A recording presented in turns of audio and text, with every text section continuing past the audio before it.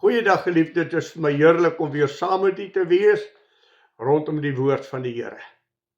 Ons is besig met die boek Romeine en ons staan vandag stil daar by die tweede gedeelte van die 10de vers. Maar ek wil tog vir u lees vanaf die 8ste vers die apostel Paulus se woorde tot hierdie gemeente. In die eerste plek dank ek my God deur Jesus Christus oor julle almal dat die julle geloof oral verkondig is in die hele wêreld. Want God wat ek in my gees dien, in die evangelie van sy seun, is my getuie, hoe ek onophoudelik aan julle dink. En nog altyd in my gebede smeek of ek tog nou uiteindelik 'n goeie geleentheid sal vind, deur die wil van God, om na julle toe te kom. Nou die apostel Paulus was van nature maar hardkoppige mens, koleriese persoonlikheid, wat sy eie ding gedoen het en nie rondgestoot is nie. En hier maak hy 'n geweldige uitspraak as hy sê, ek wil na julle toe kom, ek wil graag by julle wees, maar ek wag op die wil van God. En dit is vir my 'n heerlike groot waarheid om te lees, dat daar in die apostel Paulus se lewe 'n transformasie plaasgevind het. Soos wat die woord van die Here vir ons sê in 2 Korintiërs 5 vers 17. As iemand in Christus is hy 'n nuwe skepsel. Die ou dinge het verbygegaan, kyk, alles het nuut geword. Geliefdes, as jy by die Here Jesus Christus uitgekom het, verander jou totale lewe. In my ou lewe was ek onder beheer van die wêreld en my eie vlees en vreeslike begeerlikhede. Maar die oomblik as jy Jesus Christus aangeneem het, dan kom woon die Gees van God in jou en hy transformeer jou, dat jy geestelik dink, geestelik redeneer en ook geestelik lewe. Nou die apostel Paulus sê dit in die 11de vers ook, dat hy 'n begeerte het om na Rome te kom. Dit sy hartsverlange om uiteindelik na die gemeente in Rome te gaan, maar ek wag op die wil van God. Ek wag om te hoor wat die Here vir my sê, want ek wil nie buite die wil van God beweeg nie.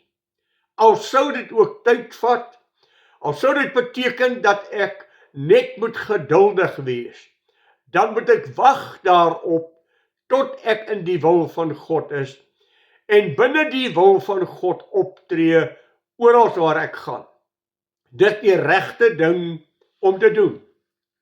Die mees foutiewe ding wat 'n mens kan doen en wat die grootste gevaar vir 'n mens inhou, is as jy buite die wil van God optree en buite die wil van God lewe. Dit gebeur selfs in die bediening, dat daar vir mense en vir predikante beroepe gereël word en hulle geplaas word op sekere plekke en nog by elke een van die gevalle waarby ek betrokke was en deel van die samelewing was, deel van die gemeente van die Here was, het ek in elke so geval gesien dat dit gevou het en uiteindelik geweldige skade aan die werk van die Here gedoen het. Omdat ons nie wag tot God vir ons sê dat ons moet kom nie, maar ons reël 'n beroep, ons reël vir 'n man om na 'n gemeente toe te gaan en ons het nie God geraadpleeg of dit die regte persoon is nie. Ek dink aan 'n spesifieke gemeente waar ek vir jare lank 'n leraar was. En toe moet hulle weer iemand beroep en toe praat die gemeenteraad en sê, ons moet hierdie en hierdie persoon beroep want hy kry finansiëel baie swaar. Hy sukkel daar waar hy is. So as ons hom beroep sal hy sekerlik kom omdat hy swaar kry. My vraag aan hulle was, is dit 'n rede om 'n man te beroep omdat hy swaar kry? Of moet julle die wil van God gaan soek om te vra wat is die wil van die Here? Moet ons hom beroep alta nie? Moenie dinge vir jouself uitwerk en jou eie kop volg nie. Wanneer jy 'n besluit moet neem, wag op die Here. Dit mag tyd vat, maar jy beweeg nie voor jy van God 'n opdrag gekry het om te beweeg nie. Dit laat my dink aan Moses. Toe die Here vir hom gesê het, Moses, die volk het gesondig en ek gaan nie meer een oomblik meer verder in julle midde wees nie. Ek sal 'n engel stuur om saam met julle te gaan. Julle sal voorspoedig wees in julle weë. Maar ek, die Here julle God, gaan nie verder saam met julle nie. Was Moses se antwoord, Here, ons sal nie een tree verder trek nie. Ons sal nie een oomblik verder beweeg as u nie saam met ons gaan nie. Want die seën van die Here is geleë in dit dat ek die wil van die Here doen. Ons moet nie haastig raak nie. Die Here het 'n tyd wat hy met ons neem partykeer en dat ons partykeer deur sekere beproewinge en krisisse gaan omdat hy ons groot waarhede wil leer. Ek weet ook van 'n predikant wat gesê het, ek soek 'n beroep, want ek is nie meer gelukkig hier waar ek is nie. En ek glo dat die Here nou vir my 'n ander plek het, want ek dink my werk hier is afgehandel. En hy het God nie geraadpleeg oor waar om te gaan nie. Hy het vir die kerk gevra om vir hom 'n beroep te soek. Dis nie die wil van God nie. Dis nie wat die Here wil hê nie. Daarom elke keer stil te staan en te sê, wat wil die Here? Ek dink aan 'n Amerikaanse predikant en ek praat net uit sy mond en sy getuie. Hoe hy as sendeling beroep is na Afrika toe. Hierbo in Afrika het hulle natuurlik met die ongediertes gedoen gehad, die slange en die spinnekoppe, en dit het maar rof gegaan, en toe het hy gesê, ek kan nie my huis en my gesin in 'n omstandighede hierdie groot maak nie. Ek sal maar teruggaan na waar ek vandaan gekom het, na Amerika. Die verhaal word deur homself vertel, hoe hy eendag in sy huis is en sy dogtertjie het haar kop gestamp en sy bloei en hy moet inderhaast vir haar in die hospitaal kry. Hy het in die kar geklim en sy dogtertjie ingelaai. Sy vrou het vir hulle by die venster gestaan en kyk hoe hy ry en toe sien sy hoe die baba dogtertjie agter die kar kruip. Sy het uitgehardloop om haar man te stop en te sê, stop net, ons baba dogtertjie is agter die kar. Sy het op die stoep gegly, haar kop gestamp en die was bewusteloos. Min wetende het hy agteruit gery en die babietjie is ook doodgetrap. En toe getuig hy dat die Here vir hom gesê het, waar is dit onveilig? Is dit onveilig in Afrika met sy insekte en met sy spinnekoppe?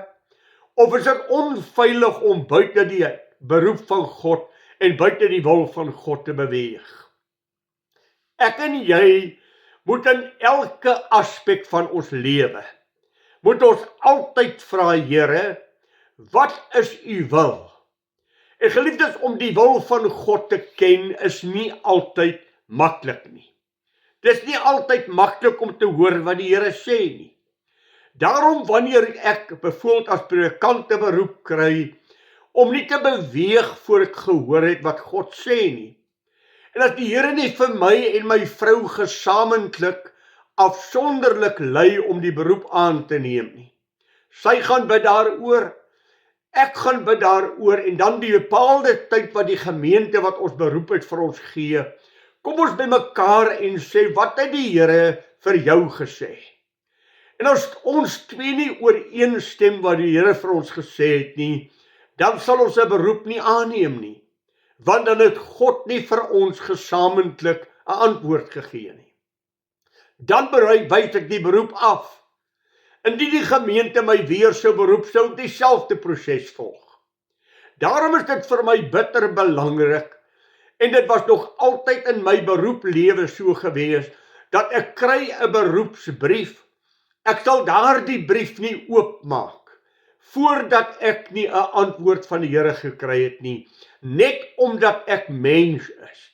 As ek in daardie beroepsbrief lees dat ek 'n magtige groot salaris kry en daar wonderlike voordele vir my is, dan kan dit 'n impak op my beroep hê. Daarom kry ek eers 'n antwoord van die Here en dan antwoord ek. En telke male het die Here my gelei om die beroep aan te neem. Dan het ek minder salaris gekry en minder voordele.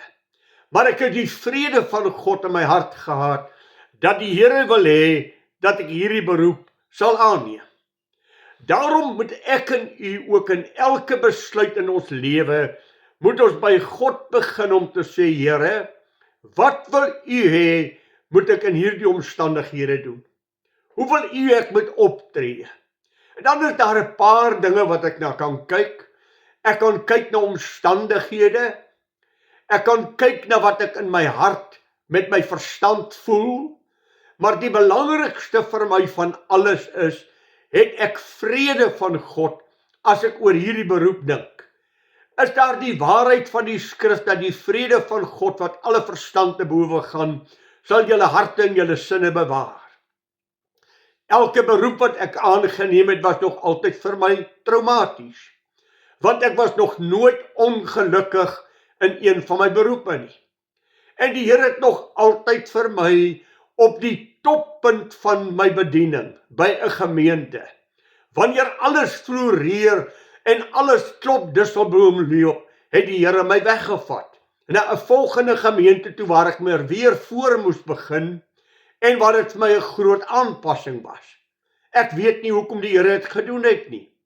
Maar elke keer het ek gevra, Here, wat is u doel met my? Geliefdes, en as ek buite die wil van God optree, as ek faal binne die wil van God, dan gaan ek pyn beleef. Die gemeente wat ek weggaan, gaan pyn beleef. Die gemeente waartoe ek gaan pyn beleef, want die seën van die Here is nie op my nie. Daarom die apostel Paulus sê, Here, ek wil hoor wat u sê.